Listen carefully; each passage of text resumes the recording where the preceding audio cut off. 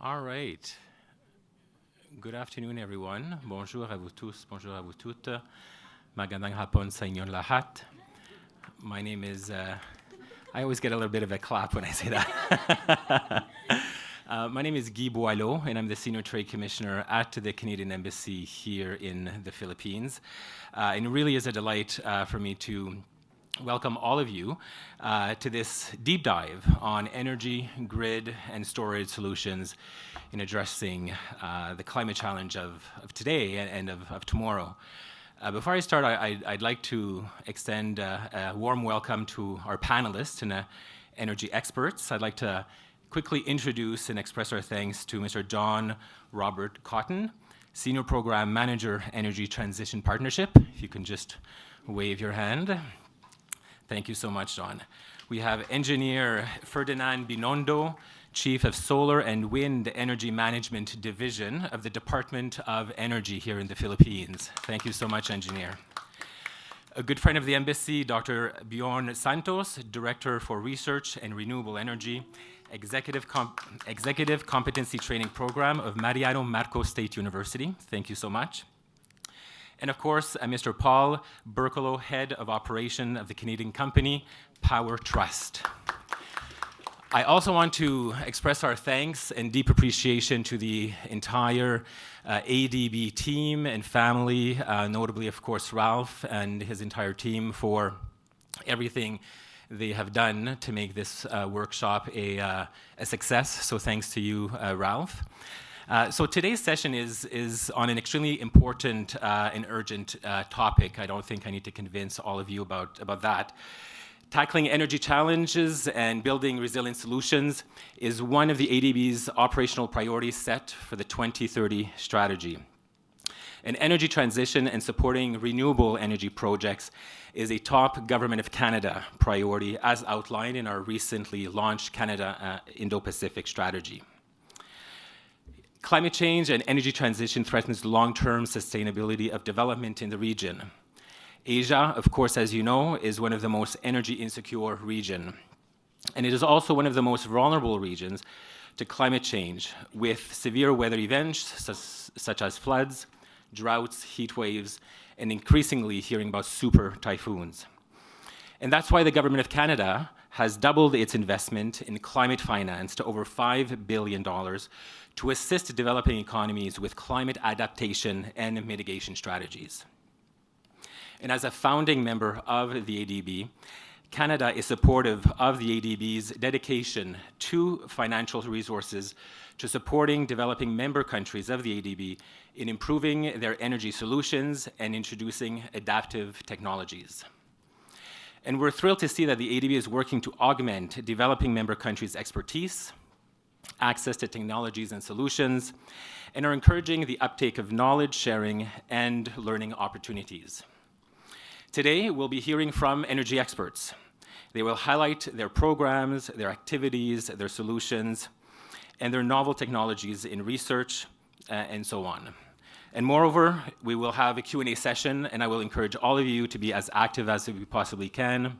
This will be your chance to not only to ask questions, but to challenge and to grill perhaps some of our panelists. Before we get started, I'd like to just say a few words on some of the key messages that we relay to Canadian companies when we talk about the ADB and how to pursue ADB projects in this region. First and foremost, of course, the ADB is a solid and respected business partner, which represents a significant business opportunities. The ADB is always looking for new technologies, new solutions, and new ways of addressing problems and challenges that countries in this region are facing. Second, ADB opportunities are very competitive. It's essential for companies, Canadian companies, to learn about procurement processes of the ADB, to learn about the ADB's priority sectors and the project pipelines, and invest in relationship building, not only here at the headquarters of the ADB, but also in country representative. Third, We encourage all Canadian companies to leverage the support of the International Financial Institution Liaison Office, what we call the OLIFI team, within key embassies across Canadian missions in the world. These offices represent one of the biggest competitive advantages that Canadian companies have in providing customized support and contacts to help navigate through the ADB systems. And in that context, I'd like to ask my colleague, Kayla Slobodnik, to quickly say hello, who is our OLIFI Trade Commissioner here at the Canadian Embassy. We also want to encourage companies to not wait to the last minute to identify possible partners on the ground. It's important to start early, start way before the bidding process starts, and foster those relationships. Once you have a reliable partner on the ground, that will facilitate tremendously your ability to move forward with a successful bid. And of course, lastly, time, human resources, and of course a little bit of patience goes a long way in securing positive bids, and I think that the rewards make it worth it. So with that kind of broad strokes, and with, again, our sincere thanks to all of the panelists and to Kayla and the team. We also have a colleague from Singapore who's here who will be moderating the panel, as well as our colleague Jesus. So on behalf of the entire Canadian Embassy, thank you very much. And on this note, I will pass it over to our colleague Ratishka. Over to you.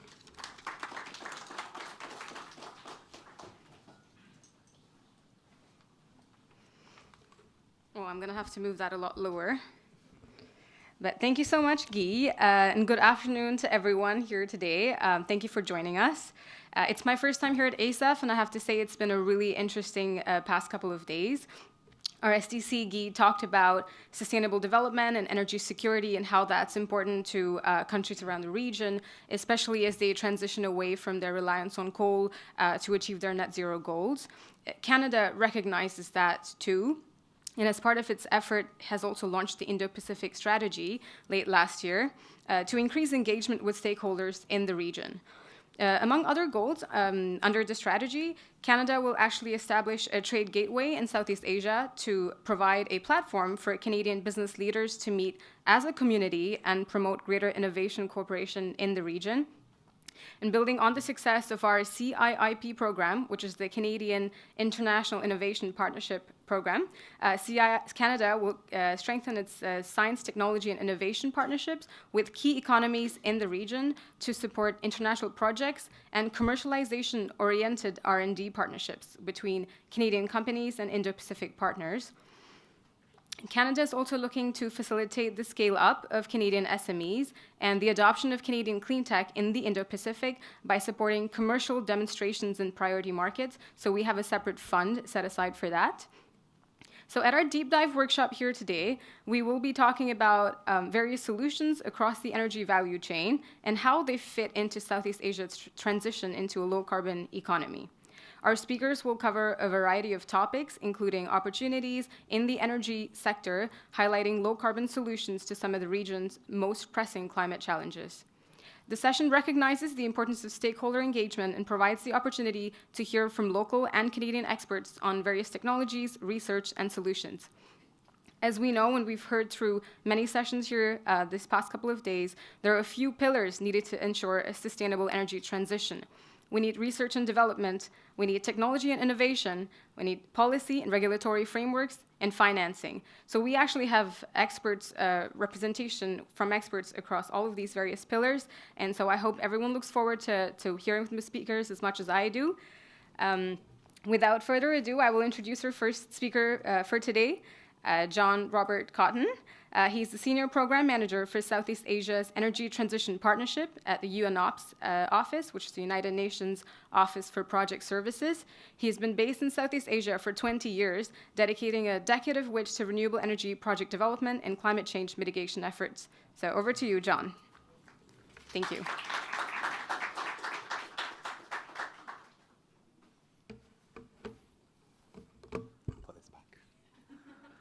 Thank you very much for the warm welcome. So good afternoon, everybody. First, let me thank wholeheartedly the Government of Canada for organising this and inviting the Energy Transition Partnership to participate. Also, thank you and welcome to all of our esteemed speakers today. So my name is John Cotton. I'm the Senior Programme Manager for the Southeast Asia Energy Transition Partnership. The Southeast Asia Energy Transition Partnership, or ETP to friends, of which everyone in this room is a friend, bring together governments and philanthropies. We were first thought up in 2018. President Macron led the dialogue between governments and philanthropies. And now today we bring together the governments of Canada, UK, France and Germany, as well as various philanthropies, Children's Investment Fund, Sequoia Fund Foundation and more. Our partners came together with the shared ambition of expediting the energy transition in Southeast Asia, seeing the challenges that decarbonisation of the energy sector would bring in supporting the countries in this region achieve their climate goals. There was a strong awareness that we just mentioned actually research, innovation, technology policy framework, all of this would need international support to bring new technologies, to bring this research to the region in order to increase ambition and achieve climate goals. So that's what ETP is set up to do. We work with governments as our primary beneficiaries to deliver technical assistance to drive the energy transition. I have this. So we were first dreamt up in 2018, and when we launched in the region in 2020, we're a program managed by UNOPS. So whilst we stand with our decision making coming from our steering committee, which is the funders I just mentioned, we're supported by the whole UN system and the transparency, procurement, HR, etc. We will run for 15 years. Initially, we were set up to run for 5 years. But given the work we're doing and the relationship building that we're doing and the ambition of our project, we've been expanded to run for another 15 years, which should see us somewhere making a dent in the SDGs. We work primarily in Indonesia, Philippines and Vietnam, although not limited to these countries. So I represent the Secretariat. I'll just explain a little bit how we work. And I mention this now as well, where one of our mandates is to work with as many partners as possible. We work with civil society, private sector. We want to crowd in resources. So hearing the presentation from Canada here, since Canada has become a member of ETP, it opens doors for us, and for us it's all about opening doors. We want to access the technologies and knowledge, the breakthroughs that have happened in countries such as Canada and bring them to the region, and vice versa, open doors and pathways for the skill sets from this region to go back in the opposite direction. So a dialogue and an exchange of skills and capacities. So as a Secretariat, it's our job to build relationships with the governments in this region. We spend a lot of our time engaged in dialogue, policy dialogue, and seeking areas where we can use our funds and use our resources to make the strongest interventions to expedite the energy transition. And sitting above us is our steering committee, which is the governments and philanthropies I mentioned. And from this big decision-making circle, we aim to be able to provide the best of services to the regional governments. Okay, so we work in 4 areas. I'll skip very quickly through this. I've just noticed there's a big clock telling me how long we've got. This is, I'm just going to use this little segue because last time I saw this was on a climate change, and it was, I think, at 15 seconds to midnight. The 15 seconds representing the timeline of humanity, how long we've got to fix the issues we're facing with climate change. I think it's always good in these presentations to remember why we're here. And this stopwatch is, it's a bit unnerving. But hopefully I can get through it. Maybe we can use it, Zoom. If I get through it before that hits 0, we're all in with a chance for hitting our climate change objectives. I digress. ETP works in strengthening renewable energy and energy efficiency policy. So this is working on the regulatory and policy frameworks of the countries to hit the ever-increasing climate targets. So we have a lot of net zero 2050 announcements, for example. So ensuring that the policy alignment is in place to bring on the energy efficiency and renewable energy projects required to hit this net zero target. We work on increasing smart investments.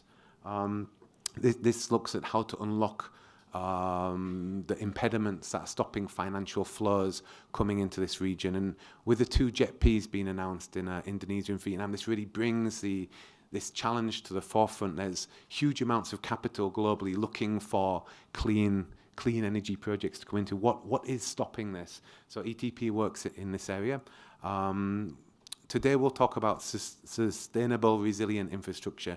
This basically means smart grids.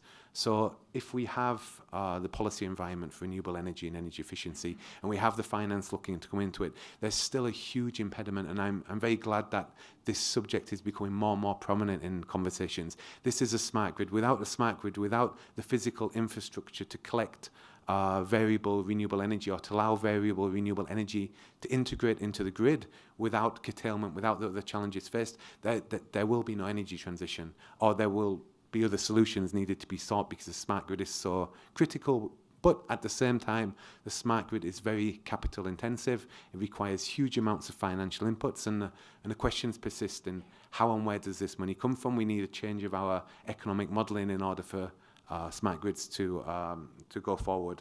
So today's presentation, I'll show some of the areas where ETP is working in smart grids across the region. And the 4th area we work is capacity development. So everything we do, we integrate. We're looking for transfer of skills from our international consultants, local consultants, and storytelling regionally. Okay, so maybe I'll come to Indonesia. So in Indonesia, we are working with PLN. Let me come to some of my notes.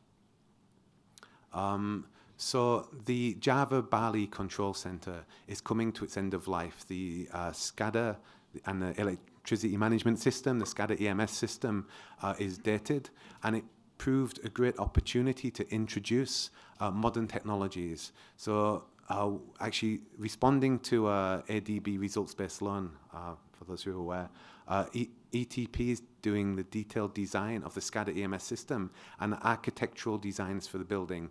This project, which started 2 years ago, is now coming to completion.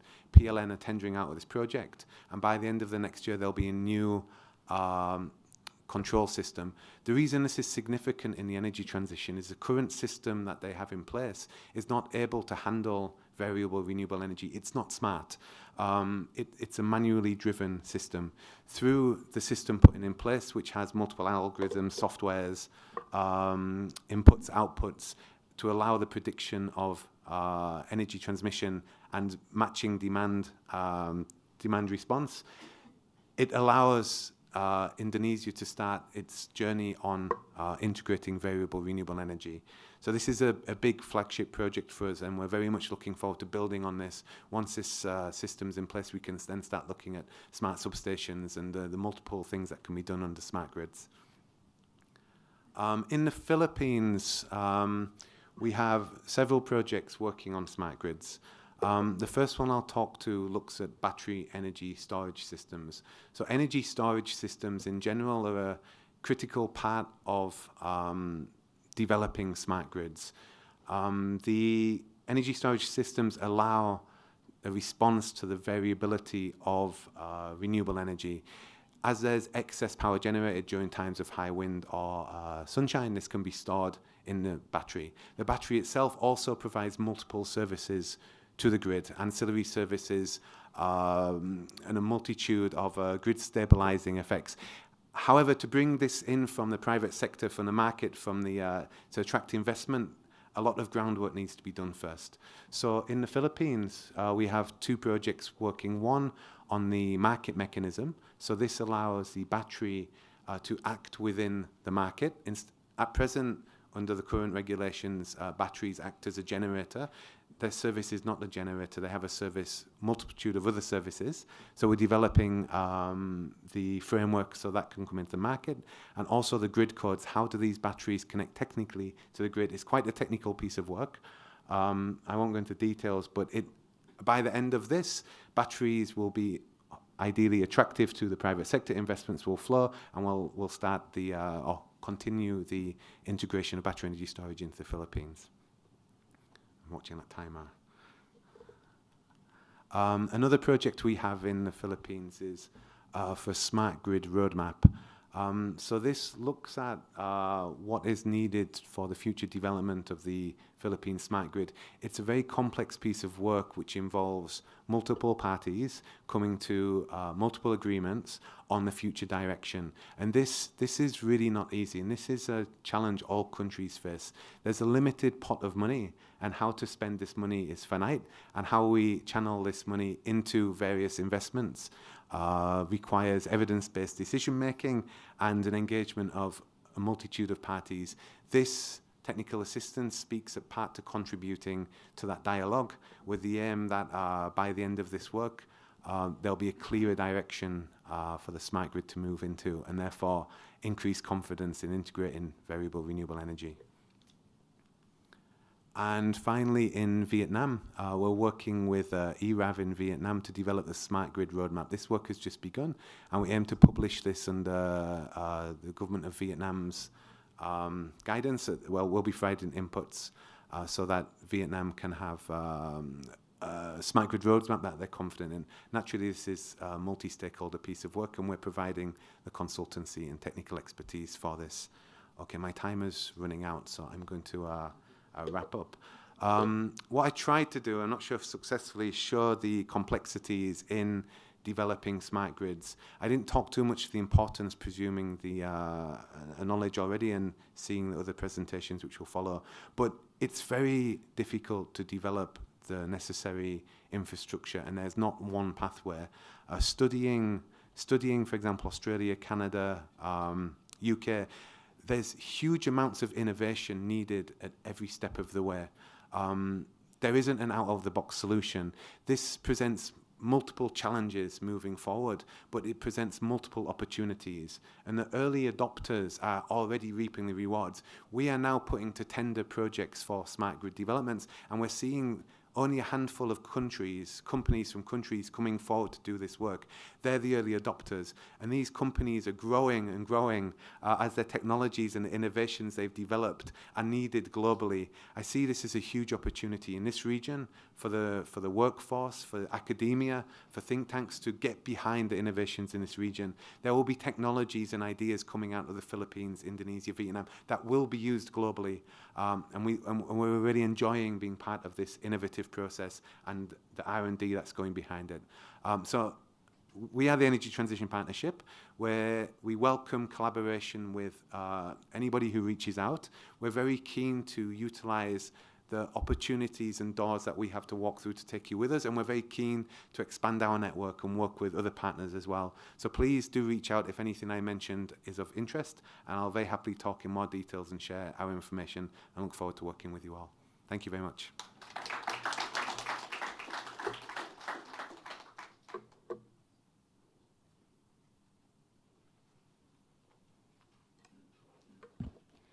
Thank you so much, John, for speaking on ETP's various projects in Indonesia, Vietnam, and the Philippines, and your upcoming activities as well. I especially enjoyed your little time challenge, so I guess that means we stand a good chance with meeting our goals of the Paris Agreement. Next up, we actually have Engineer Ferdinand Binondo, Chief of the Solar and Wind Energy Management Division at the Department of Energy's Renewable Energy Management Bureau. With more than 10 years of experience in the electric power industry, Mr. Binondo currently provides policy recommendations and leads in the implementation and evaluation of the Electric Power Industry Reform Act. So over to you, Mr. Binondo.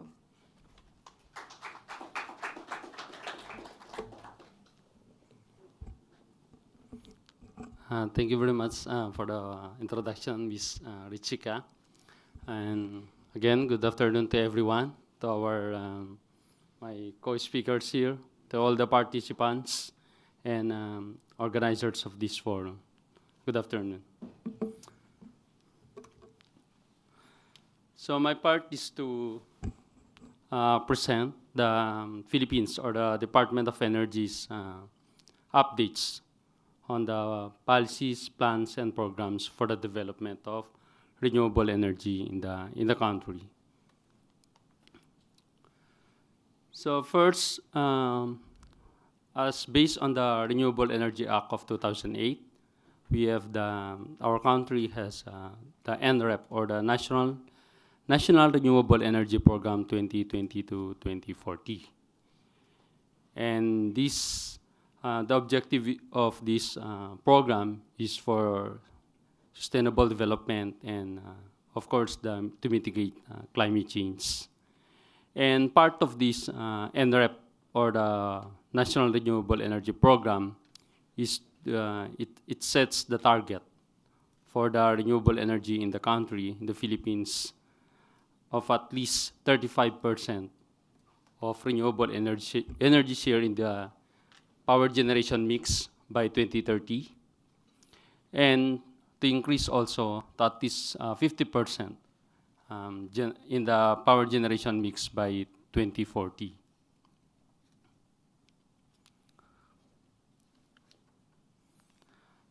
Currently, based on power statistics, this slide shows the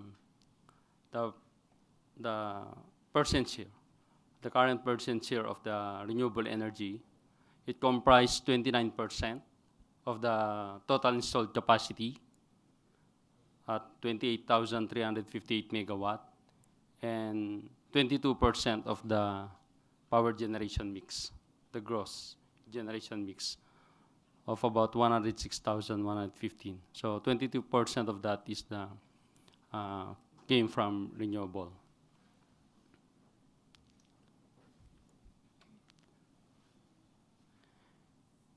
So the 29% is at about 8,000 plus megawatt, and with a generation of 23,771 megawatt. So as you can see, geothermal and hydro is still the highest in the mix, about 10% and 9% respectively.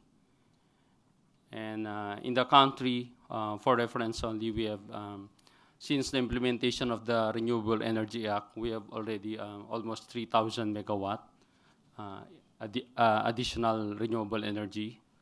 And with an estimated amount of 262 billion pesos worth of investments. And this slide shows the target based on the National Renewable Energy Program to achieve the 35% by 2030 and at least 50% by 2040. So to reach the target, we need a huge amount of, especially solar and wind. At about, in 2040, we need a wind of 27,162.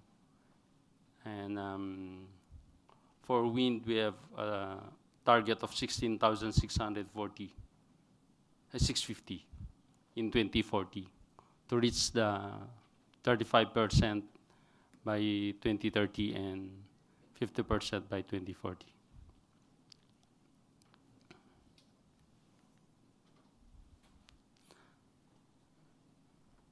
In terms of energy, so we just this slide just showed the required energy or the output of the renewable energy, the solar, the hydro, the wind, at about like for solar 10,435 gigawatt hour, and hydro is 12,864.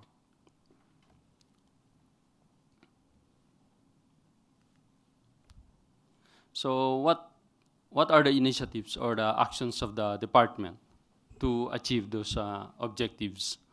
So we have a lot of we have a major programs here to develop the market for renewable and the RE sector. First, based on law, we have the Renewable Portfolio Standard, the RPS. As you are aware, the RPS or the Renewable Portfolio Standard requires the entities, mandated entities like distribution utilities, REs, suppliers, power suppliers to source their supply of electricity from renewable energy. And recently, in last year, the DOE promulgated an amendment in the RPS requirement from 1% to 2.52%. So starting 2023, the requirement now is 2.52% of the demand of the mandated entities shall be secured from the renewable energy. So the second one here is the Green Energy Option Program. This program provides an option to the end users to source their supply from renewable energy. 100% of their demand requirement should be sourced from renewable energy, but this is only an option. And currently, we have already more than 18 renewable energy suppliers to provide supply to the end users who want to avail the Green Energy Option Program. Another one to boost the development of the RE in the Philippines, there is a policy called preferential dispatch for all RE. Previously, the policy is the preferential dispatch is for the mass dispatch or the variable renewable energy only. But now, last year, the DOE promulgated a new policy that all RE, including big hydro, geothermal, will also be considered as preferential dispatch.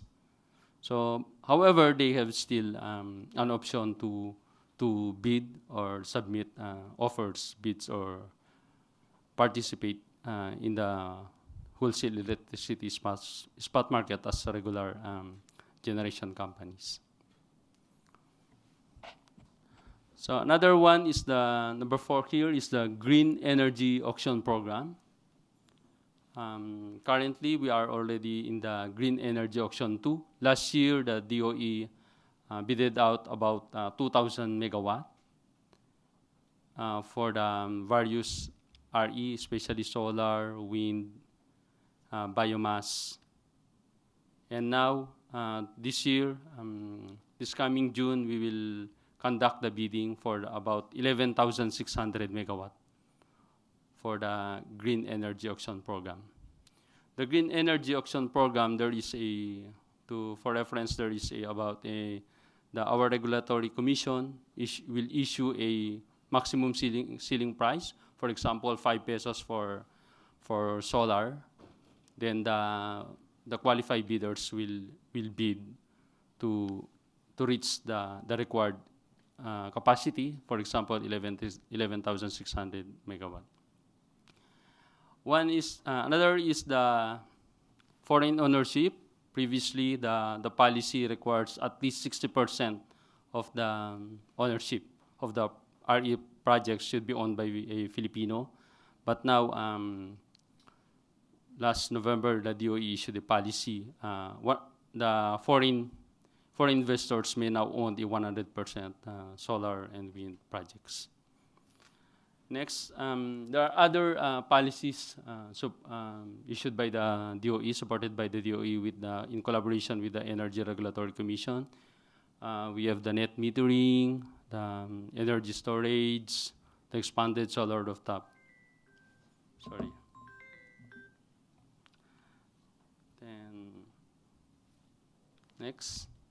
So this slide shows the current Green Energy Auction Program. Initially, actually, the bidding should be conducted this June 19, but I think this will be deferred like more than 1 week, because the zero price is not yet promulgated. Another one interesting development here in the Philippines is the offshore wind development. Last year, April 2022, the DOE, in collaboration and coordination with the support of the World Bank, the DOE published the roadmap for the offshore wind with a potential capacity of 178 gigawatt of offshore wind in the Philippines. And currently, the department already issued about 65 OSW offshore wind contracts to various RE developers. and they have a term of 25 years for the contract, and they should develop the project ideally for about 5 years. And to support the implementation, the DOE requested the Office of the President to issue an executive order last March 19. There is an executive order to support the implementation of offshore wind in the Philippines.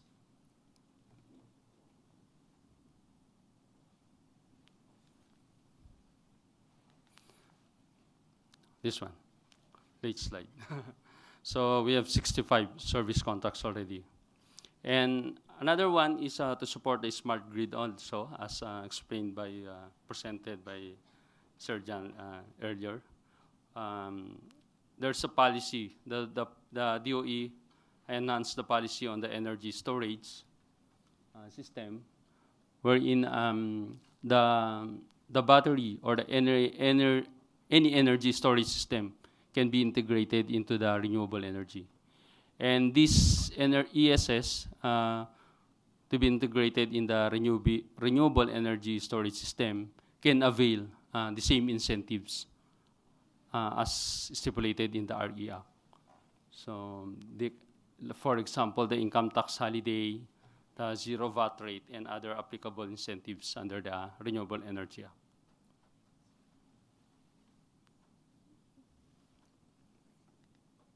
So actually, that's my last slide.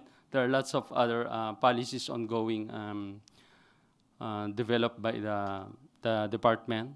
Like currently, they are in Cebu right now. They have policy on the presenting the policy on the expanding solar rooftop. So to boost the market in the not only in the any other renewable energy in the country. So thank you very much. I hope you support the RE development in the Philippines. Thank you, everyone.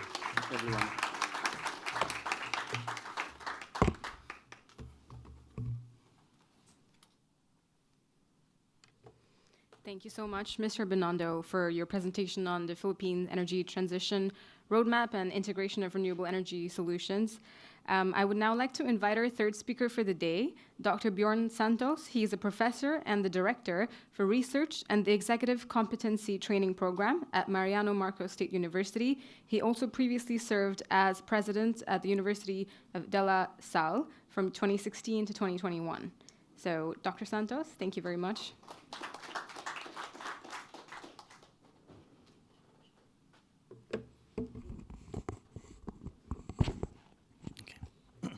Thank you, Ritishka. I'd like to thank first the ASEF and the Embassy of Canada for inviting me here in this forum. So good afternoon, everyone. My name is Bjorn Santos. I am from Mariano Marcos State University. It is about 8 hours from here, northernmost part of the Philippines. And I'm here to share some of our insights about the role of academic and research institutions in achieving the Philippine National Energy Transition Goals. I'll also be sharing some of our initiatives and experiences as we go through the presentation. So here's the outline of my presentation. I will be providing a brief overview of the Philippines National Energy Transition Goals, although it has already been substantially presented by Director Ferdy. Then I'll proceed to the specifics of the role of the academe and research institutions as we move towards the national target. And then I'll end my talk with a recap and call to action. So the Philippines National Energy Transition Goals outlines the country's commitment to shifting from traditional fossil fuels, fuel-based sources to sustainable and renewable energy alternatives. These goals are set by the government, more specifically the Department of Energy, with the aim of achieving multiple objectives, including reducing greenhouse gas emissions, enhancing energy security, promoting economic development, and ensuring equitable access to clean energy. Now, such energy transition goals are emphasized in the Philippine Energy Plan 2020 to 2040, wherein by transitioning to a clean energy scenario, we see ourselves to have a 30% and 50% RE share in the power generation mix by 2030 and 2040. Now, biodiesel blending will increase from 2% to 5% starting 2022, 1.5% increase in aggregated natural gas consumption from transport and industry sectors for the next 20 years. Now, 10% penetration rate of electric vehicles for road transport by 2040, 5% energy savings on oil products and electricity by 2040 through the full implementation of the Energy Efficiency and Conservation Law. And finally, at least 12% reduction in the greenhouse gas emissions for the nationally determined contribution, or NDC. Now, we all know that research and development drives innovation. By doing research, we develop innovative technologies and solutions. Many academic and research institutions in the Philippines possess expertise in various fields, particularly in engineering, environmental science, economics, policy studies, and social sciences. Now, this expertise enables them to conduct research and analysis related to renewable energy technologies, energy systems, policy frameworks, and socioeconomic implications. Now, through research and development activities, they contribute to the advancement of renewable energy technologies, grid integration systems, and energy efficiency measures. These innovations and technological breakthroughs drive the development of cost-effective, efficient, and scalable solutions that are essential for a successful energy transition. Which brings me to MMSU's bioenergy research program. For many years, our research focus is on bioenergy and biofuels development. But until recently, we have expanded our research to solar PV and its applications to agriculture and fisheries, and wind energy, particularly on offshore wind. And hopefully soon, we're also on battery energy storage. Now, I understand that we are to discuss about energy, but let me step away and shift to transportation for a little bit. Inspired by the passing of the Philippine Biofuels Act in 2006, the bioethanol project of MMSU has, and as I take the words of our president, Dr. Shirley Agrupis, the project has metamorphosed through the years conducting research, extension, and development. Now, the goal is to develop innovative bioethanol technologies that are adaptable to the village scale level. The plan is to vertically integrate them to the bioethanol industry, and by letting the community produce their own 95% bioethanol, consolidate them, and then sell these bioethanol to the big players of the industry. In that way, we lessen our imports while we try to help in meeting the bioethanol supply requirement of the country. As you can see in this slide, and as early as 2008, our researchers have been studying in this field. And throughout the years, we moved from different feedstocks, from sweet sorghum to sugarcane, and now we're using nipa. Now, nipa is a mangrove species found mostly in the brackish waters throughout the Philippines. It is considered one of the most important economic Philippine crops, as it has many uses, one of which is the use of the sap in making vinegar or alcohol. In 2019, and I'm using 2019 numbers because 2020 numbers were greatly affected by the pandemic. The Philippines' total bioethanol supply requirement is at 697 million liters. This is for the 10% bioethanol blend to gasoline. However, the actual bioethanol production was only at 346 million liters. So this is only about 49% of the total demand. And this is mostly coming from molasses and sugarcane. Now the question now is how are we going to, or where are we going to get the other 50% to meet the demand? Currently, we are importing the rest of the bioethanol from other countries. MMSU is really pushing for the establishment of NIPA as a viable feedstock for bioethanol production. There are 38,000 hectares of natural NIPA stands all over the country.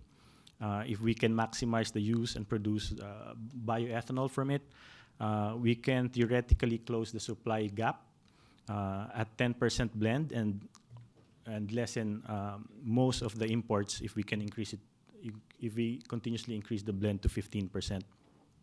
Now this goes back to circularity of economy, minimizing the dependence of fossil fuels, leading towards a more sustainable countryside development.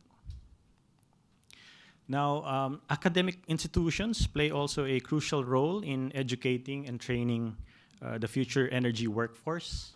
By providing educational programs, courses, and training opportunities, we equip our students with the knowledge and skills necessary for the energy transition. By producing a skilled workforce, the academe supports the implementation and operation of renewable energy projects, energy efficiency initiatives, and sustainable energy practices across various sectors. In 2016, MMSU has started offering a professional master's program in renewable energy engineering. It is a 2-year program that provides advanced professional training and managerial capability building for industry as well as in academic personnel that are expected to spearhead research programs and projects related to renewable energy. So it follows this framework wherein industry partners and the academic institution work hand in hand to provide the students the necessary skills as they take managerial roles in their respective companies, while being guided by the Commission on Higher Education, our partners from the different universities abroad, as well as our national and local government units. Now, before we capacitate our students, we have to capacitate ourselves first. This slide shows how MMSU was able to capacitate itself in order to, for us to offer the program in renewable energy engineering. Industry partners, including the USAID, local renewable energy companies like the Energy Development Corporation, and top universities in the US collaborated to help MMSU in terms of curriculum development, faculty development, guest lectures, industry exposures, and of course, student recruitment. Now, in 1989, we've started working with the Department of Energy as we have established our own affiliated renewable energy center. This makes MMSU, together with the other ARECs from other state universities, to be the extension arm of the Department of Energy in promoting renewable energy technologies in the countryside by creating awareness and disseminating information regarding the benefits of renewable energy. Now, this year, we started the Renewable Energy Executive Competency Training Program. We see that the local government units and its constituents are considered the best drivers of change because they are the key players that leads in maximizing RE's application in the communities. I remember in one statement by the Philippine Senator Gatchalian in his report in the committee on the Senate Committee on Energy, he was referring to the permitting process in the Philippines. It takes about 1,500 signatures and about almost 3 years to finish, to complete the contract. So it really takes a while. So one of the objectives of this training is for our local government units to rethink their permitting process and hopefully provide the ease of doing business with our investors. The conduct of this training program for our local officials and interest groups become the start of a stronger renewable energy-based communities. So our goal here is to develop the local government officials and interest groups towards a sustainable and efficient renewable energy-based communities. Now, academic and research institutions can also contribute to the formulation and refinement of energy policies and regulations. We can provide science and evidence-based and data-driven policy recommendations. However, such research outputs should fit also to the policies and adapt with the national interest. While our governments, on the other hand, should also sometimes adjust to the research results. So really, communication is the key in all of this. Now, MMSU is an academic institution that actively contributes to shaping energy policies and regulations through its research outputs. The university's research findings and technical insights provide valuable information for our lawmakers in making informed decisions related to renewable energy. We are currently participating in the amendment of the RA 9367, or the Biofuels Act of 2006. This is already a 17-year-old law, and there has been so much research that have been done since enactment. So we're also working with the city government of Batac, back in Ilocos Norte, in crafting their own local renewable energy plan, which is policy development in nature. Now, MMSU's research outputs will try to help our policymakers understand the potential impacts, benefits, and challenges associated with these different policy options. Building collaboration between academia, government agencies, industry stakeholders, and communities is essential for achieving the energy transition goals. So because of our fourfold function as an academic institution of instruction, research, extension, and production, sometimes the academic institutions become the link for other stakeholders to meet and discuss concerns on their respective areas. So I only have less than a minute left. These are just some examples of MMSU's collaboration. We have been participating on the National Energy Efficiency and Conservation Program of the Department of Energy, the Support Facility for Renewable Energy Program, the Net Zero Emissions Initiative, as well as the affiliated Renewable Energy Center. So in conclusion, to effectively achieve the Philippines' energy transition goals, we see that the increased collaboration, research, and innovation are necessary. Now, academic and research institutions, including MMSU, must strengthen partnerships. So I'd like to emphasize on that, partnerships with industry stakeholders, our government agencies, and local communities to facilitate knowledge sharing, tech transfer, and the development of practical solutions that accelerate the adoption of renewable energy sources. Of course, sustained efforts are crucial for a sustainable energy future and will require continuous commitment, investment, and innovation. So with that, I'd like to end my presentation. I would be happy to answer your questions later. Thank you.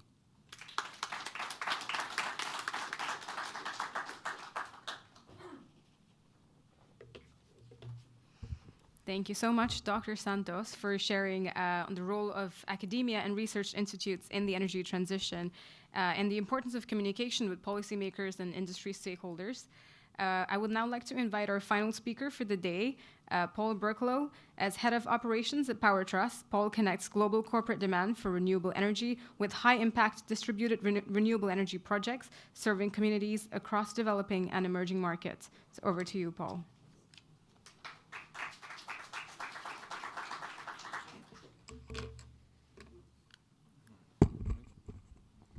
Give that a try. Okay, there we go. Thank you very much, Ratishka. Oh, this is fine. And thank you to the ADB and our host at the Canadian Embassy and Trade Commission for organizing this panel and discussion. I've been very encouraged by the conversations I'm hearing at the conference so far. Thank you. We talked about this earlier. I kind of like to walk around when I'm presenting. And I've been especially encouraged by the optimism that I've seen. The challenges that we're addressing in the energy sector globally are enormous, and so are the opportunities. I'm here today to talk a little bit about the other side of the spectrum on the very small scale, for variety's sake, I suppose. This panel has been all about smart grids and battery technologies and how these kinds of technologies can unlock additional value creation. And of course, that's enabled by the bidirectional data flows that smart devices enable. And it turns out that data can actually be valuable in and of itself. And for a long time, this has been available to large-scale projects at the utility scale end of the spectrum in renewable energy certificate markets. Within the last year, really, we've launched a new market instrument called the DREC, which is extending this form of climate finance to small-scale distributed projects. So I'm going to share a little bit about our role at PowerTrust and what we do there. But first, I want to talk a bit about why we care about the small scale of the spectrum. And when I'm at conferences like this, oftentimes I'll see statements like this: we need $1 trillion per year investment to reach net zero. I think yesterday I actually heard it's 1.7 trillion just here in Asia Pacific alone, so it's growing. And pretty much everyone I know who hears these numbers tends to tune out because it's just so massive. It's too big for any single actor to take action on. So I would like to take that narrative and turn it upside down and talk about what we do have as opposed to the gaps and what's missing, and where we actually do see finance flowing through to meaningful projects that are creating real impacts. And to do it on a slightly more approachable scale. So instead of trillions, talk about billions. The global renewable energy certificate market is expected to be about 60 terawatt hours this year in 2023, and is growing substantially. In the United States, that represents about $1.9 billion of capital flowing directly to projects. Now, this is only referring to the voluntary market, not compliance markets. So we're talking about voluntary purchases by companies that have ambitious net zero targets. And really, we're talking about 400 or so companies that have publicly committed to source 100% of their power from renewable sources by 2030. Forgive the North American data bias here. Our customers at PowerTrust are primarily North American and European companies that have global headquarters in US or EU, but this includes their global operations, because many times their renewable energy procurement, especially when they're talking about certificates, flows through the head office in North America. So this would include operations in Asia Pacific. In the certificate space, we're seeing interest pick up in the region. On the direct PPA space, Asia Pacific is now the largest market in the world. It accounts for about 40% of global demand in terms of voluntary corporate procurements. Now, I run operations at PowerTrust. We're a Canadian company dedicated to unlocking the power of voluntary corporate procurement for the projects that create the greatest impact across emerging markets. So we currently have projects that are operating in Guatemala, in Brazil, in Nigeria, Sierra Leone, Uganda, Zambia, India, Malaysia, Myanmar, and we're actively sourcing additional partners across the Philippines, Indonesia, Vietnam, Laos, Cambodia, and many others. And we're specifically working with very small-scale distributed projects. So we're talking about projects that are 5 megawatts and under. The smallest device that we've connected to our platform is 0.5 kilowatt. And the reason we focus on these very small-scale projects is because the impact potential is enormous.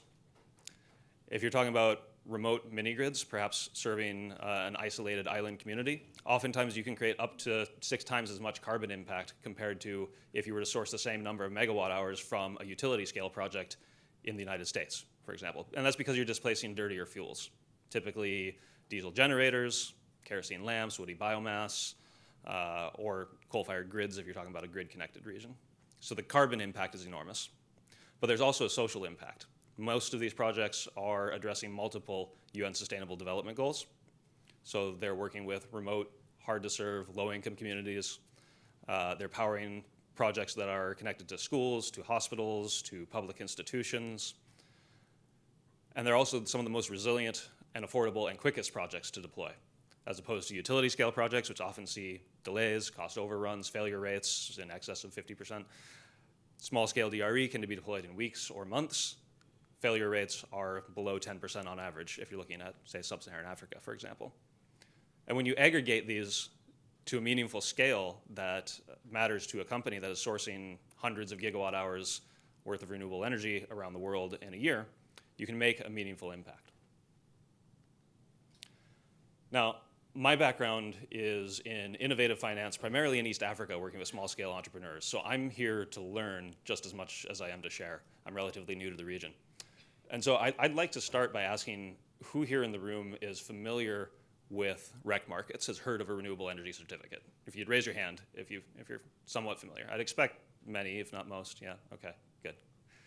Who here has ever participated in a REC transaction, either as a buyer or a seller or advisor, consultant, perhaps? Anybody? Raise your hands. We have a couple. Okay, a few are there. Who here has heard of the IREC standard or International REC standard? Handful, yeah, okay. Anybody participated in a transaction? Couple, okay. And then who here has heard about the DREC before today, the Distributed Renewable Energy Credit?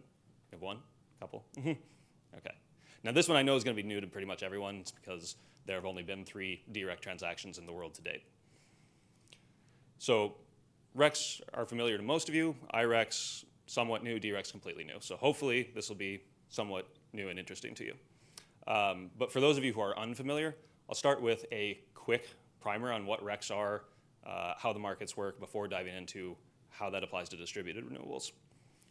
So RECs grew out of compliance markets in the United States, really starting in the 1990s.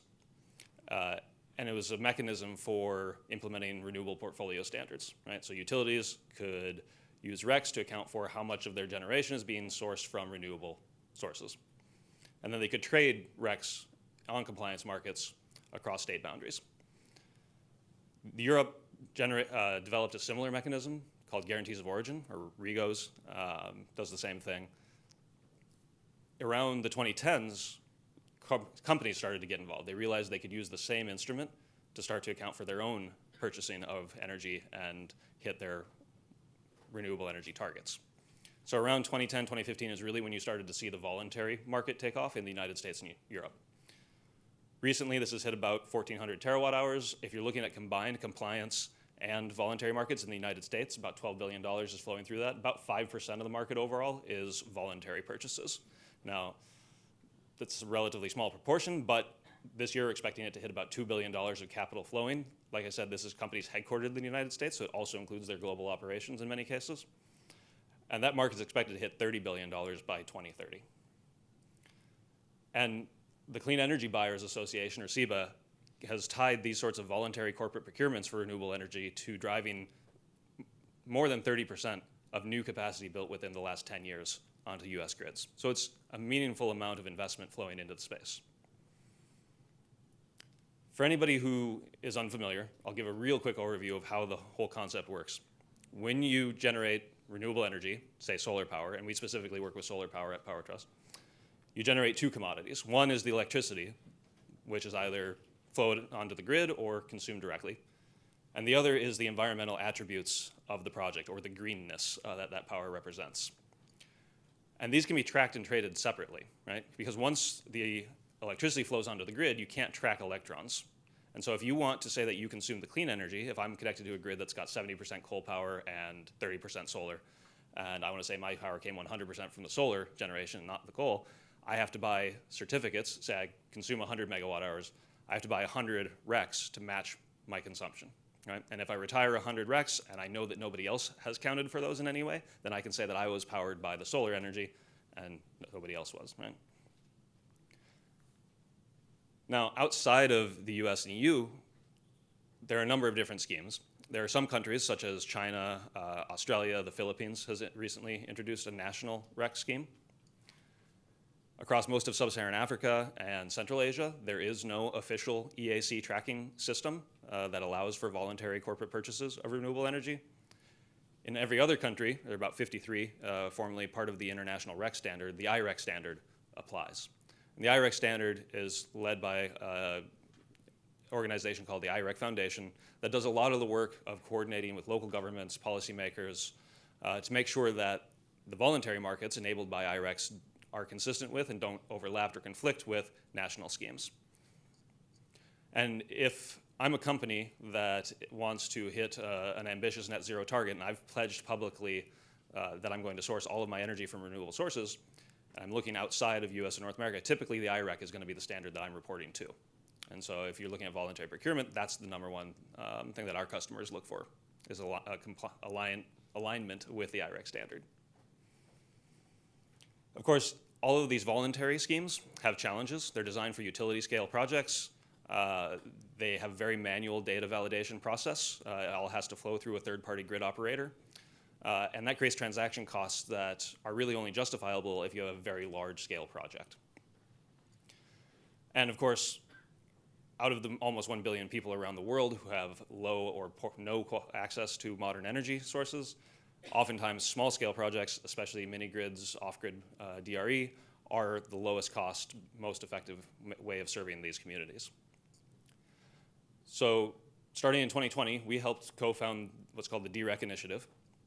It's important to point out this is not a new standard or a new certificate. The DREC really serves as an on-ramp for small-scale DRE to join the IREC ecosystem. And the way it works is when you have small generation devices, like I said, from 0.5 kilowatt up to 5 megawatts would be the largest that we've worked with, that energy is generated.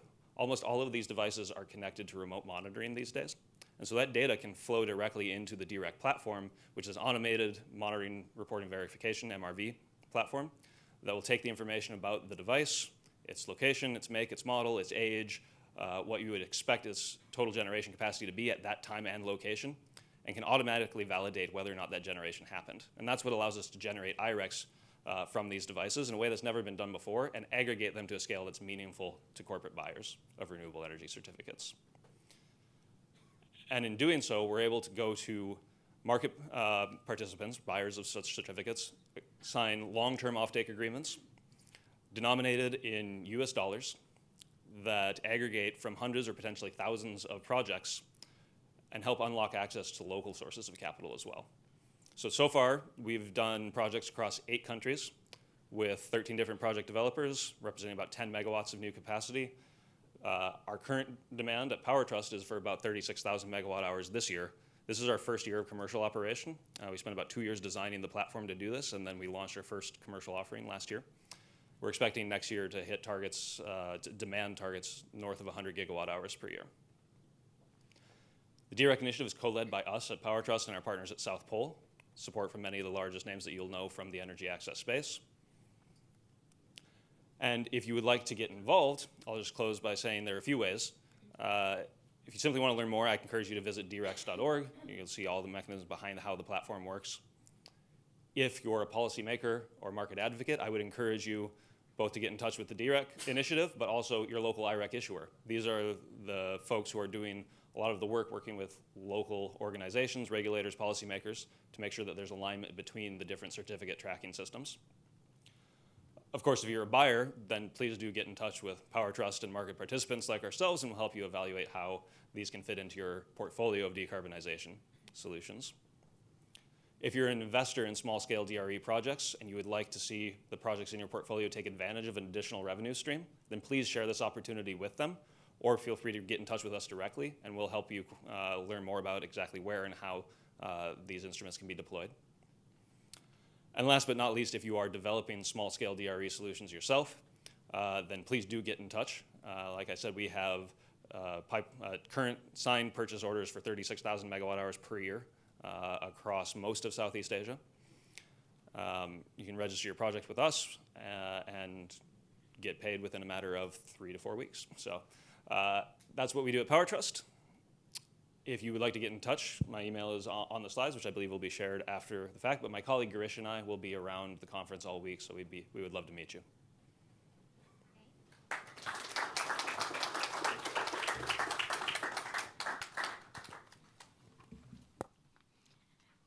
Thank you, Paul, and to our entire panel of technical experts from across academia, government, and industry for your sharing and your presentations today. We truly appreciate your time.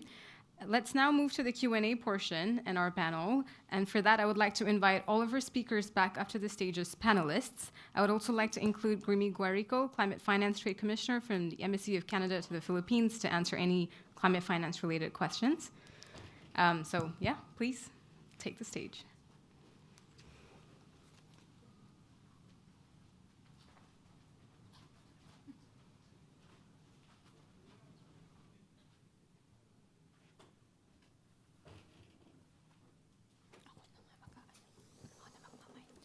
All right, so we do have a couple of initial questions for our panelists, but after that, we do encourage questions from the audience, so we'll pass the mic around.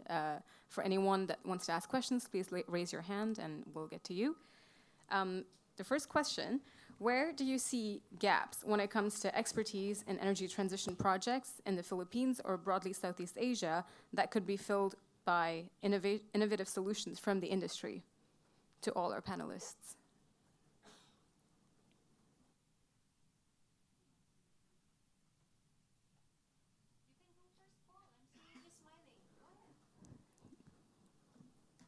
Well, like I said, I'm relatively new to the region, so I don't know that I want to be the one to comment on where these gaps lie. I will say, working in the blended finance space and the climate finance space, there's a lot of emphasis on carbon markets, which is often appropriate, but RECs are an underutilized mechanism. This is why we've chose to focus on the REC as an instrument at the DREC initiative and at Power Trust.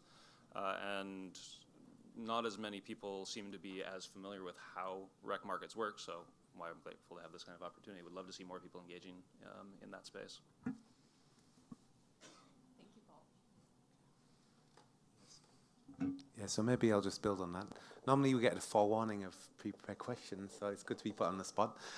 Yeah, I would build on that. So in the work we've been doing, we've been looking for gaps and impediments to moving forward with the energy transition.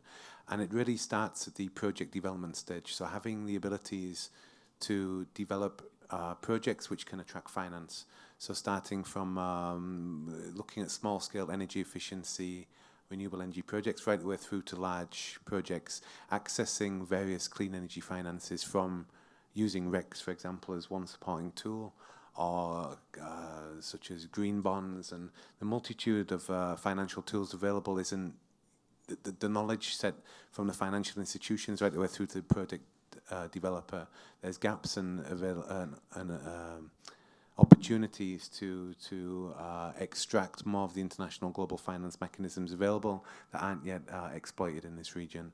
But on top of that, I'd also add the skill set across the whole spectrum of innovation required to build sustainable, resilient infrastructure needs to be developed, and it's great to see academia focusing on this area because it's a really whole of sector approach from government and policy. We know, for example, in here in the Philippines is very strong, but then the implementation of such policy requires private sector, academia, development partners all to come together in the same direction. So a lot of opportunity exists. Thank you.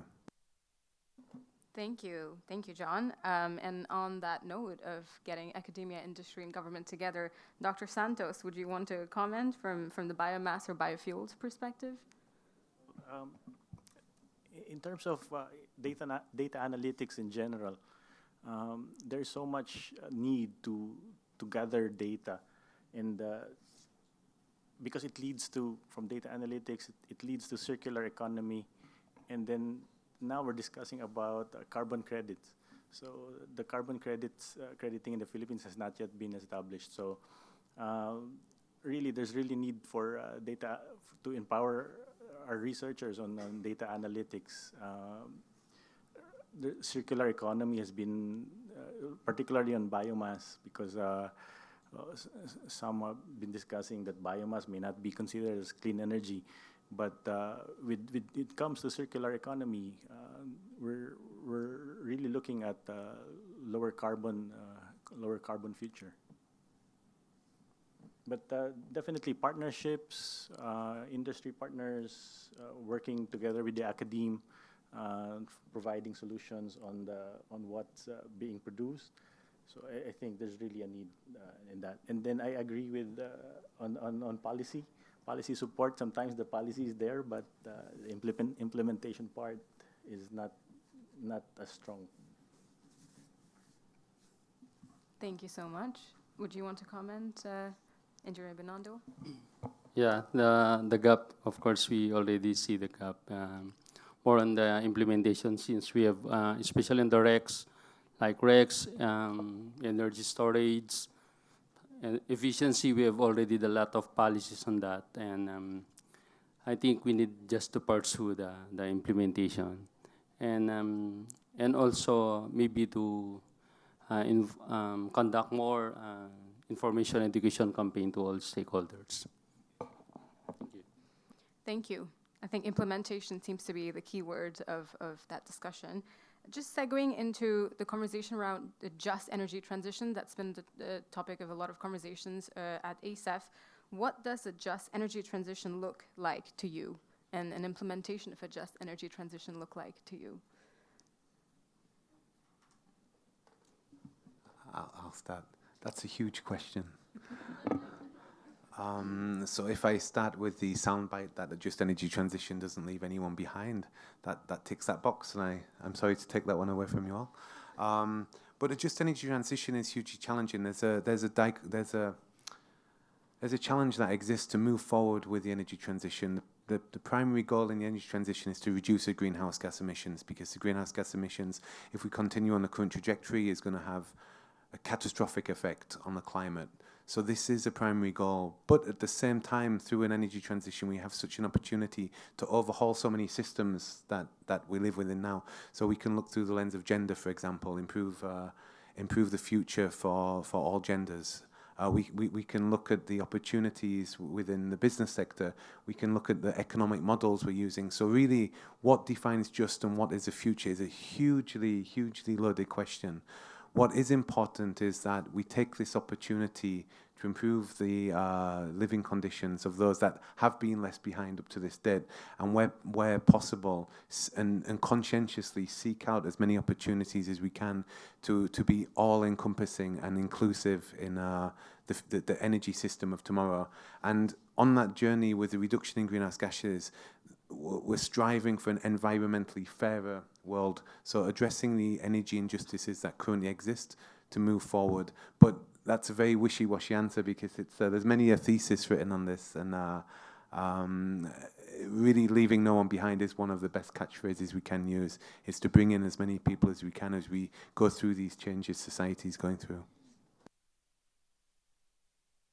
Thank you, John. Would any of the other panelists like to share their views as well? I'll try to take a crack on that, but it always reminds me about the SDG 7, and that's correct. We try to include, reduce greenhouse gas emissions. In the part of the Philippines, we're trying to secure energy security, but also promoting economic development. But definitely there should be an equitable access to clean energy. So it all boils down to SDG 7.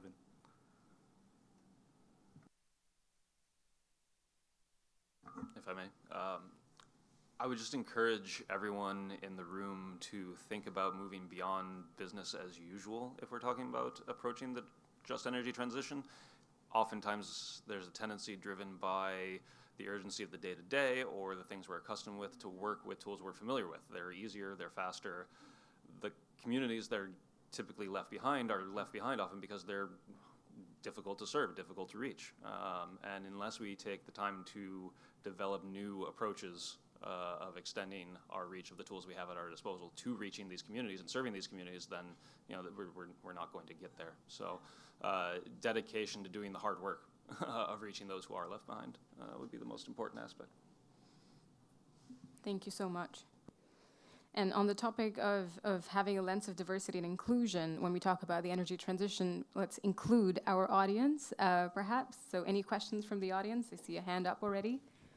Could we pass them the mic, please? Thank you. Hi, I'm Peter DuPont with Asia Clean Energy Partners and also PFAN. So I have a question for Dr. Santos first, and then a quick question for you, Paul. Dr. Santos, so Thailand has, over the past 2 or 3 years, developed the Biocircular Green Economy model. I think a lot of people are aware of that. It's called BCG. They made it a centerpiece of their APEC summit they had recently, and that's a very inclusive approach that, as its name suggests, includes biofuels, biomass, circular economy, local economic development, et cetera. It's a great model, and I'm wondering if you could just talk about the extent to which BCG is an organizing principle in the Philippines, because in Thailand it's driving a lot of work. And then for you, Paul, how do you expect to increase something like 1,400-fold in terms of your DREC from megawatt hours to gigawatt hours over the next year? I'm assuming it has something to do with the scalability of the platform, but I'd be interested in hearing that. Yes, I'm sorry, I'm not familiar with the BCG model, but the way we look at for our bioethanol project is that because we see that the communities in the countryside, they are being left behind, and there are hectares of NIPA in areas in our brackish waters in the Philippines. And the model that we're looking at is we provide them the technology, we design the technology, and we provide them the distillers, so that we, as part of our research, is that we try to train them on how to effectively collect the NIPA sap, ferment it, and then distill the alcohol. And then through logistics, we collect those alcohol, the 95% alcohol, and then transfer them to specific locations wherein the big players are located. So for example, in northern Philippines, we have in Cagayan, that's where 10,000 hectares of NIPA. We can produce theoretically because we can generate 1,600 liters of NIPA sap per hectare per day. And if you look at the calculations, you can produce about 500 million, 570 million liters of hydrous ethanol per year. So that basically almost have the 75% of the demand. We have started partnering with the one in Pampanga, because they are the least needed or requirement ethanol per day. So they're requiring about 10,000 liters of hydrous ethanol per day. So what we're trying to do now is through our network of state universities, we're trying to deploy now different distillers, so that we can have more production of bioethanol from the different locations, and then send them to the bioethanol producer to produce the anhydrous ethanol. We're also trying to lobby through the House Committee on lowering because the Philippine National Standard requires 99% or anhydrous ethanol to be blended in gasoline. So we're trying to lobby with our lawmakers that if they can bring down it to 95%. We've done the tests. We've run a test vehicle. It worked for 30,000 kilometers.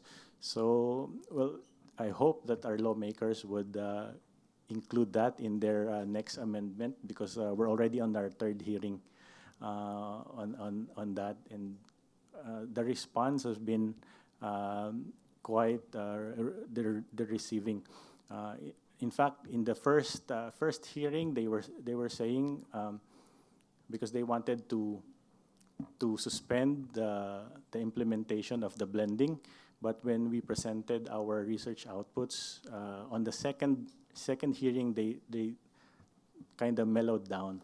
So instead of automatically suspending the blending, they said that if the cost of production, so now it's in, the finance component is already included. So hopefully we get to have this, our lawmakers listen to us, and then because adding more bioethanol really helps in reducing the cost of the gas prices. But I'll try to look into that BCG model from Thailand. Thank you. And thank you for your question, Peter. And it's great to see you. It's been a while since we've connected, so I would love to follow up. Your question was, how do we expect to scale 1,400% roughly, I believe? So there are two components to that. One of them is the technical question of how do you actually manage that kind of data flow, but then the other is the coordination problem of working with the number of partners required to hit the target. On the technical side of things, that's the lesser of the two challenges. Not that it's necessarily easy, but it is a software platform. It's not doesn't require a new type of technology. It's never been seen under the sun before. The software has managed this kind of complex data flow at much larger scale. Google handles many million times of this every year, right? So, and there are similar platforms out there that are being used for, say, mini-grid data management that are working with thousands of project developers around the globe already. So plugging into existing software ecosystems, which we can take advantage of APIs and the like, allows us to address that challenge relatively quickly. The bigger question, of course, is how do you source that many megawatt hours across so many different countries and the number of project developers you have to work with in order to hit that target. If you were working entirely with devices that are half a kilowatt or mini grids on remote islands that are 10 kilowatts or so, I mean, you would need tens of thousands of projects. And that's a component of what we work with. We have done half a kilowatt devices in remote parts of the Amazon, along the Amazon River. But it's not the entire sum. You're starting to see within the sort of high quality certificate space, as opposed to commodity certificates, a differentiation in pricing based on the impact that you can find. If you're looking at certificates that are generated from, say, a factory C&I rooftop, you'll see lower prices versus if you're working with the hardest to reach communities where there's very strong social co-benefits and the like. And so those command slightly higher prices, and you're looking at slightly smaller volumes as a result, right? So if you look at probably 30% of the total volumes we're projecting right now might come from these really remote, difficult to reach projects. We're also working with factory rooftops, C&I projects. If it's behind the meter, if it's DRE, then we can certify the data generation from that. And if you're talking about companies that have supply chains across Southeast Asia, we're seeing a very strong conversation arising around Scope 3 emissions. And typically the largest component of a company's Scope 3 is going to be the energy use by their suppliers, which is energy user Scope 2. Then there's a very large role for C&I installations to play in terms of the decarbonization impact as well. So if you mix these types of projects, then you very easily get to the hundreds of gigawatt hours. If you want to hit our targets as a company for 2025, which would be in the terawatt hours, then we're looking at working with somewhere north of 1,200 project developers of the sorts that we've identified over the last year. So it is a big challenge, but it's within the realm of feasibility. Thank you. I think we are running out of time. Okay, we can take one more question. Yeah, okay. To the gentleman on the left, please. Thank you. Dudong Dongay of Greenergy. I have a question more related to how to hasten the transition to renewable. In 2015, during the COP26 conference, it was pointed out that we should be carbon neutral by 2050. 6 years after, in Glasgow, Scotland, COP26, it was foreseen that what is happening in reality is worse than what was planned. So we should have carbon neutral by 2040. Now my question is, the things that we are talking about, like alcohol, solar, this may not be sufficient to speed up the transition to renewable. If we are thinking of hastening or coming up with a rapid solution to the problem that cause past deterioration of this only planet that we have.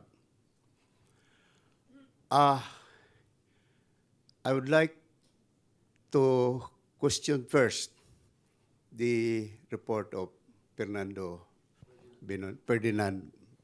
Binondo. 2 weeks ago, I read a report of Department of Energy saying that within 17 or 20 years, there should be nuclear. But unfortunately, I have not seen in your report now. Now, I would like to address also this question for others in the panel. Why, in the past 2 days, I have not seen of anybody here talking about rapid transition by adopting nuclear power. Now, it's not Fukushima that should discourage us because it was caused by tidal wave. It should not be Chernobyl because it was caused by aged Russian atomic plant, nuclear plant, without containment vessel. So why are we not looking into discussing this huge solution to the climate crisis? Thank you.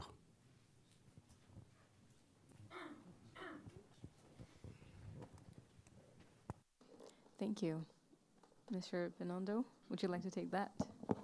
As I presented, sir, to target our aspirational target, that is 35% by, or at least 50% by 2050 for our RE generation mix.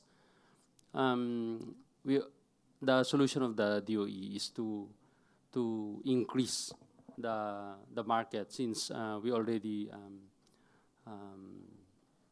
saw that the problem is on the market. That's why we conducted, the DOE conducted the Green Energy Auction Program from 2,000 last year to a huge difference from 2,000 last year to 11,600 this year. And probably this December we will issue another conduct another auction for geothermal and big hydro. And on the just to achieve the aspirational target. And for the nuclear, the DOE still continues to study, sir, to include in the generation or the installed capacity, the nuclear. We have still the task force to study that, how to incorporate. However, on the current status for nuclear, sir, we need the country still needs a clear policy, not only a policy, but a law. There should be a law for the implementation of nuclear in the Philippines, like in other jurisdictions like Korea, Japan, and France. But for reference, the department has mandated to ensure the security of supply in the country. Nuclear is still part of the plan. But for the 2040 target, our thinking is to prioritize first the indigenous, like we have the solar, we have the wind, geothermal, since based on the roadmap, offshore wind roadmap, we have a potential capacity of about 170 plus gigawatt. So we need to prioritize, sir. But for the nuclear, but as long there's clear guidance, especially the law, we will pursue all these objectives, sir. Thank you. Thank you, Mr. Binondo. I've been told we do have time for a couple more questions. Is there anyone who'd like to go next?